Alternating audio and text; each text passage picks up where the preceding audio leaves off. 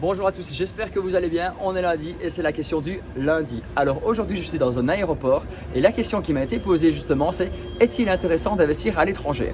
Alors j'ai envie de vous répondre, ça dépend un petit peu de votre profil d'investisseur. Si vous souhaitez investir pour simplement avoir une résidence secondaire, ça peut être intéressant parce que certains pays proposent des appartements et des villas vraiment pas chers, comme par exemple en Espagne, où là vous avez des appartements à partir de 40 000 euros, donc c'est vraiment pas cher.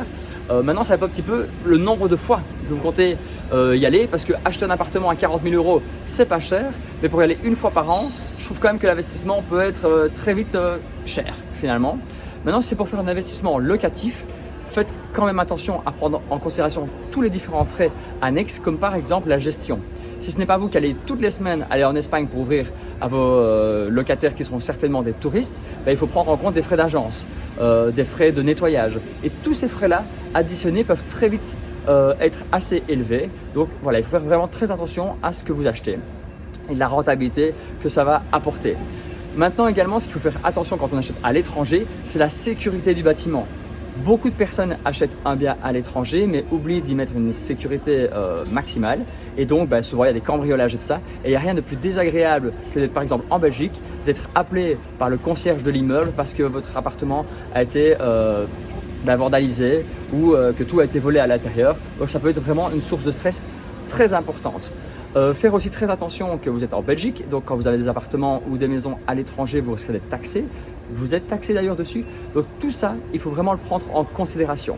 Donc acheter à l'étranger, ça peut être intéressant, mais toujours bien se renseigner des informations et des coûts que ça va pouvoir engendrer pour être sûr qu'il y ait bien une rentabilité derrière et que ce n'est pas juste 40 000 euros qui est mis à la poubelle parce que l'appartement est impossible de louer, parce que par exemple la piscine de la résidence n'est plus praticable depuis 2 mois ou depuis 6 mois.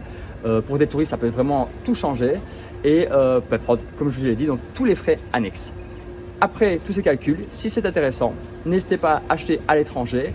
Maintenant, les banques en Belgique n'ont pas tendance à vous prêter de l'argent pour ça. Donc souvent, ça se fait sur fonds propres. Donc il faut déjà une bonne somme d'argent pour emprunter les frais de notaire, l'appartement et tous les frais annexes si vous devez aménager le bien. Voilà, j'espère que j'ai répondu à cette question. Donc investir à l'étranger, pourquoi pas, mais soyez bien vigilants de ce que vous achetez. Je vous souhaite une bonne journée et je vous dis à bientôt.